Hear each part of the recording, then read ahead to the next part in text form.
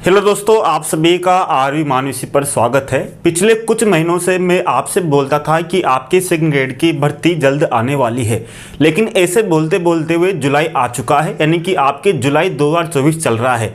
लेकिन अभी तक हमें आरपीएससी के द्वारा या फिर अन्य कुछ सूत्रों के द्वारा अभी तक ये मालूम नहीं है कि आपकी विज्ञप्ति कब तक आएगी, क्योंकि हमें अभी ये यकीन करना मुश्किल है कि आरपीएससी के द्वारा यानी कि अभी तक सेकंड ग्रेड से वरिष्ठ अध्यापक की पदोन्नति नहीं हुई है। यानी कि अगर हम देखें तो आपकी विज्ञप्ति कब तक आ सकती है, इसकी एक संभावना ही नजर आ रही है।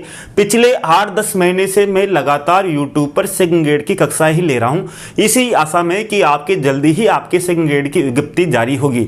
यानी कि मैं अदर दूसरे एग्जाम की किसी भी प्रकार की कोई तैयारी नहीं करा पा रहा हूं। यानी कि मुझे लगता था कि आपकी एक वैकेंसी आने वाली है, वैकेंसी आने वाली है। लगभग आपके 8 से 10 महीने ऐसे ही गुजर गए और हम यूट्यूब पर इसी एग्जाम के लिए तैयारी कराते रहे। यानी कि अगर आप देखोगे तो इसी तरह से हमारी जो व्यवस्था है, जो हमारे साथ जो है, वही दशा अधिकांश छात्रों छात्राओं के साथ है।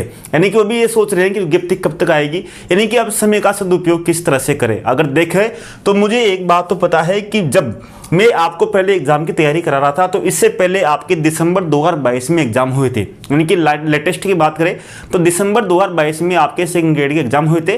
बाद में आपके ये एग्जाम रद्द हो गया था, तो ये एग्जाम आपके सामाजिक का दोबारा आपका सामाजिक का पेपर जुलाई यानी कि 30 जुलाई को दोबारा 2023 को एग्जाम दोबारा हुआ था।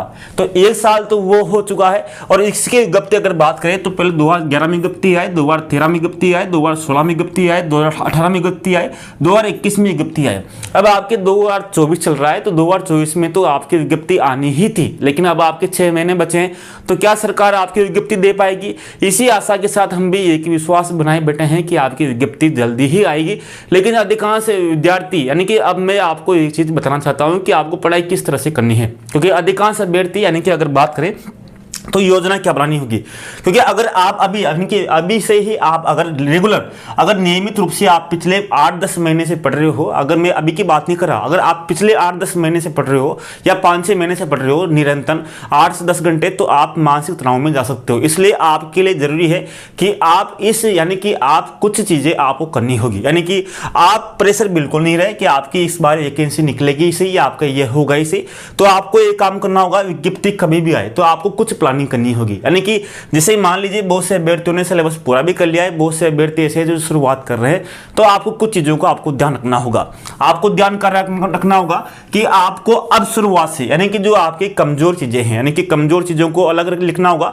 अगर आपको कुछ चीजें आपको लिखनी होगी, यानी कि आपको जैसे मान लीजिए यहाँ पर आपकी कमजोरी क्या है, यानी कि जैसे मान लीजिए आपकी फर्स्ट पेपर है, अब फर्स्ट पेपर में आपकी कमजोरी क्या है, जैसे मान लीजिए बहुत से अभ्यर्थियों की मान लीजिए मनोविज्ञान कमजोरी है, या बहुत से अभ्यर्थियों की मान लीजिए संविधान कमजोरी है, तो आप उन कमजोरियों को देखिए। यानी कि आपको पहले आपको यहां से कोई शॉर्ट नोट्स नहीं पढ़ने हैं। आप तक जब तक विज्ञप्ति नहीं आती है, जब तक आपको बिल्कुल भी आपको शॉर्ट नोट्स नहीं पढ़ने हैं। आपको किताबों का सहारा लेना है या आपको विस्तार से कोई कोर्स खरीद कर आप उसको पढ़ना है।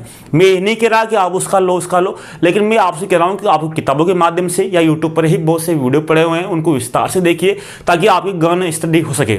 आपको सिलेबस को समझना होगा, यानी कि जो आपके वीक पॉइंट है उन पर आपको फोकस करना है। जैसे मान लीजिए आपके विश्व भूगोल है या भारत का भूगोल है, उन पर फोकस करना है। यानी कि आपने वीक पॉइंट है उनको स्ट्रॉन्ग आपको इस बार करना है। जैसे मान लीजिए आपके फर्स्ट पेपर में मान लीजिए आपको अभी, यानी कि आपको राजस्थान जीके बिल्कुल भी उठा के नहीं देखनी है। राजस्थान जीके आपको बिल्कुल नहीं पढ़ना है। राजस्थान जीके जब भी पढ़ना है जब आपकी विज्ञप्ति आ जाएगी, विज्ञप्ति आने के बाद में ही फिर आपको राजस्थान जीके याद करना है। राजस्थान जीके का मतलब है करंट अफेयर, यानी कि जैसे मान लीजिए मैं आपको ये नहीं बोल रहा करंट अफेयर आपके 10 अंकों की रहेगी, तो 10 अंकों के लिए आपको पर्याप्त लास्ट के जो 10 दिन होंगे वो भी आपके लिए पर्याप्त होंगे। तो आप करंट अफेयर को आप आराम से कर सकते हो, तो करंट अफेयर को आपको बिल्कुल भी नहीं पढ़ना।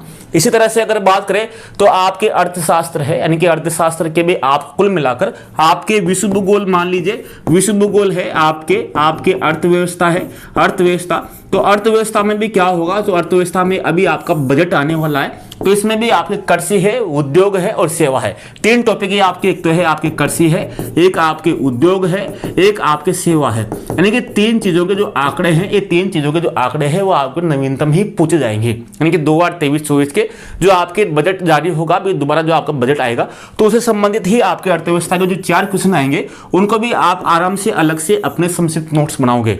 और विश्व भूगोल को भी आप कंप्लीट कर सकते हो।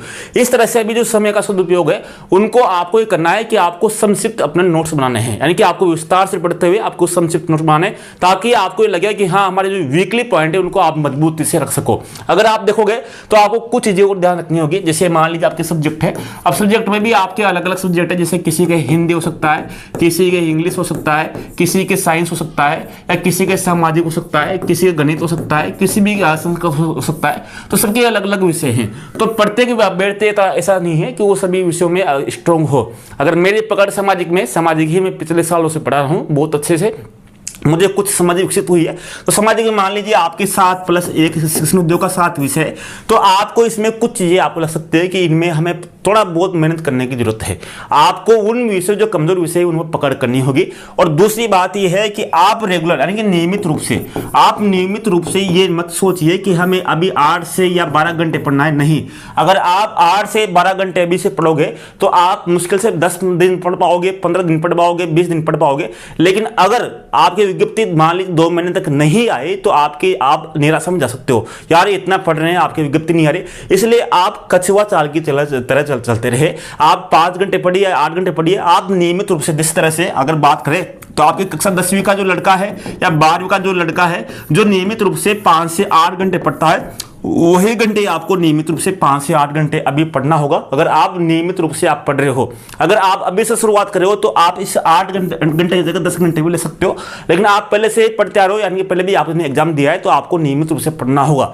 लेकिन एक बात ध्यान रखना होगा कि आपको ये मानकर चलना होगा विज्ञप्ति कभी भी आए, लेकिन इस बार सिलेक्शन हमारा ही होगा। यानी कि जो आपके कमजोर पॉइंट है और जहां पर कमजोर पॉइंट है आपको विस्तार से आप चीज को उसको पढ़ना होगा और अपने नोट्स तैयार करने होंगे। यानी कि अगर आपको नोट्स बनाना है तो यही समय है। यानी कि अगर आपको नोट्स बनाने हैं, आपके नोट्स ही ऐसी चीज रहेगी जो आपको अंतिम रूप से आपके काम आएंगे। चाहे संविधान के हो, चाहे आपके विश्व भूगोल के हो, किसी भी तरह के नोट्स हो, आपको अपने स्वयं के नोट्स तैयार करने होंगे। उसके बाद में ही फिर आपके अलग रणनीति में बताऊंगा कि आपको समय का सदुपयोग क्यों करना है। क्योंकि हम ही घबरा गए हैं कि इतने महीने हो चुके हैं, अभी तक विज्ञप्ति का कोई अता पता नहीं है। तो एक सामान्य छात्र के साथ क्या हो सकता है, तो इसी के समक्ष हम लाए हैं कि आप भी निराश मत हो या मत हो, लेकिन आपको नहीं होना है। आपको जो नियमित रूप से है आपकी पढ़ाई चालू रखनी है। इसी के साथ हम उम्मीद करते हैं कि सरकार जल्दी ही जो आपका 10 जुलाई का जो बजट जारी होगा उसमें कुछ न कुछ आपके करे। तो हमें लगता है कि आपके सितंबर या अगस्त तक आपकी विज्ञप्ति जारी होना आवश्यक है, ताकि अभ्यर्थियों को एक सौगात मिल सके और जो बेरोजगारी का जो दबाव है यानी कि जो लगे हुए हैं उनको दूर हटा सके। धन्यवाद, नमस्कार, जय हिंद दोस्तों। अगले वीडियो में मिलते हैं।